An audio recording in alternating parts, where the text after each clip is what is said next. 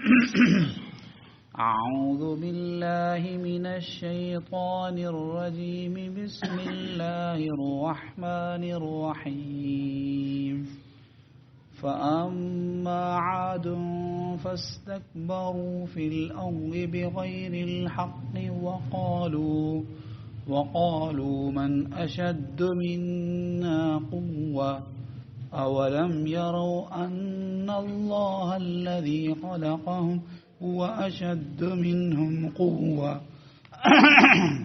وكانوا بآياتنا يجحدون فأرسلنا عليهم ريحا صرصرا في أيام نحسات لنذيقهم عذاب الخزي في الحياة الدنيا وَلَعَذَابُ الْآخِرَةِ أَخْزَىٰ وَهُمْ لَا يُنصَرُونَ۔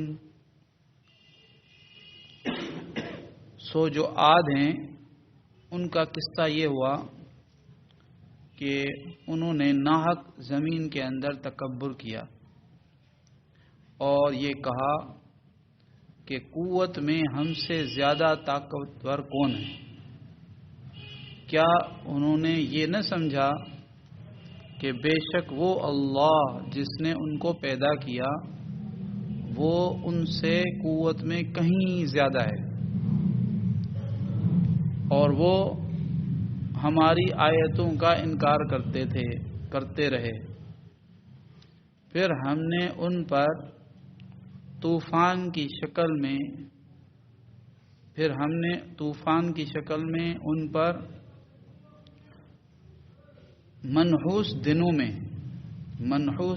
میں ایک ہوا بھیجی تاکہ دنیا کی زندگی میں ہم ان کو ذلت کے عذاب کا مزہ چکھائیں۔ وَلَعَذَابُ الْآخِرَةِ أَخْزَىٰ اور آخرت کا عذاب تو اور زیادہ رسوا کن ہے، زیادہ ذلیل کرنے والا ہے۔ وَهُمْ لَا يُنصَرُونَ اور ان کی مدد نہیں کی جائے گی۔ یہاں پر پہلے اللہ رب العالمین نے قوم عاد اور قوم ثمود کے بارے میں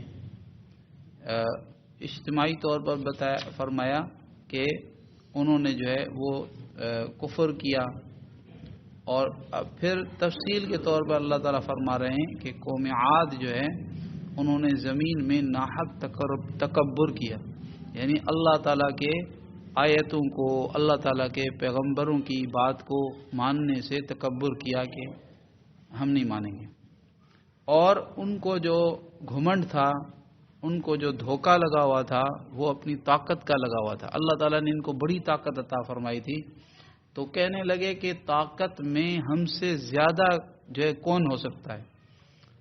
تو اللہ تعالیٰ جواب دے رہے ہیں کہ کیا انہوں نے ان کو یہ سجھائی نہیں دیا، ان کو یہ بات سمجھ میں نہیں آئی کہ جس اللہ نے ان کو پیدا کیا ہے وہ طاقت میں ان سے کہیں زیادہ ہے۔ وَكَانُوا بِآيَاتِنَا يَجْحَدُونَ اور وہ لوگ اللہ تعالیٰ کے آیتوں کا انکار ہی کرتے رہے۔ پھر اللہ تعالیٰ یہاں فرما رہے ہیں کہ ہم نے منحوس دنوں میں، یہاں ایک بات ہے کہ قرآن پاک کی آیتوں اور دوسری احادیث مبارکہ ان سے اور دلائل سے یہ بات ثابت ہوتی ہے کہ جتنے بھی دن ہیں ان تمام دنوں کو پیدا اللہ پاک نے کیا ہے، اور یعنی اپنی ذات کے اعتبار سے عمومی طور پر کوئی بھی دن منحوس نہیں ہے، کسی دن کو منحوس کہنا صحیح نہیں ہے۔ لہذا یہاں پر جو اللہ تعالیٰ نے فرمایا کہ منحوس دنوں میں، تو اس سے مراد یہ ہے کہ وہ ان کے لیے، کیونکہ انہوں نے اللہ پاک کی نافرمانی کی اور اللہ رب العالمین کے نافرمانی کی وجہ سے ان دنوں میں ان کے اوپر اللہ پاک کا عذاب آیا، تو ان مخصوص لوگوں کے لیے وہ دن کیا تھے؟ منحوس بن گئے۔ ویسے کسی چیز کو منحوس سمجھنا صحیح نہیں ہے، کسی بھی دن کو منحوس سمجھنا جائز نہیں ہے، قرآن اور حدیث کی دوسری جو یعنی دلائل ہیں ان سے پتہ چلتا ہے۔ تو تو اللہ تعالیٰ فرما رہے کہ منحوس دنوں میں جو یعنی کہ جو ان کے لیے منحوس تھے ان میں اللہ تعالیٰ نے طوفان کی شکل میں آندھی کی شکل میں ایک ہوا بھیجی. اللہ فرما رہے کیوں بھیجی؟ تاکہ دنیا کی زندگی میں ہم ان لوگوں کو ایسا عذاب یعنی رسوا کرنے والا ذلیل کرنے والا عذاب کا مزہ چکھائیں. اور یہ تو دنیا میں تھا کہ دنیا میں اس ہوا نے آ کے ان کو تباہ کر دیا اور ان کو جو ہے وہ کیا ہے ختم کر دیا، ٹکڑے ٹکڑے کر دیا. اور آخرت کا جو عذاب ہے وہ تو اس سے بھی زیادہ رسوا کرنے والا ہے، اس سے بھی زیادہ ذلیل کرنے والا ہے. اللہ بچائے. وہم لا ینصرون، اور ان کی وہاں پر کوئی مدد نہیں کی جائے گی، کوئی مدد نہیں کی جائے گی. تو اللہ رب العالمین نے یہ ان قوموں کے واقعات بیان فرمائے قرآن پاک میں کہ جو لوگ سمجھتے تھے کہ جو ہے دوسری چیزوں میں دین کے علاوہ اور کسی چیز میں ہمارا فائدہ ہے، حالانکہ دین کے علاوہ کسی چیز میں کامیابی نہیں ہے. کامیابی اللہ پاک نے پورے دین پر چلنے میں رکھی ہے. اللہ تعالی ہمیں بھی ہر مسلمان کو بلکہ کافروں کو بھی اللہ تعالی ہدایت دے کر پورے دین پر چلنے کی توفیق عطا فرمائے. دعا کریں. یا ارحم الراحمین یا ارحم الراحمین یا ارحم الراحمین یا ذا الجلال والاکرام یا ذا الجلال والاکرام یا ذا الجلال والاکرام. اللهم صل على سيدنا محمد وعلى آل محمد كما صليت على إبراهيم وعلى آل إبراهيم إنك حميد مجيد.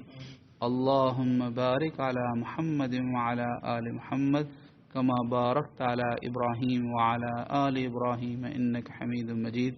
ربنا ظلمنا أنفسنا وإن لم تغفر لنا وترحمنا لنكونن من الخاسرين.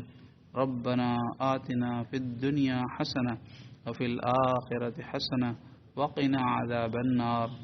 سبحان ربك رب العزة عما يصفون وسلام على المرسلين والحمد لله رب العالمين.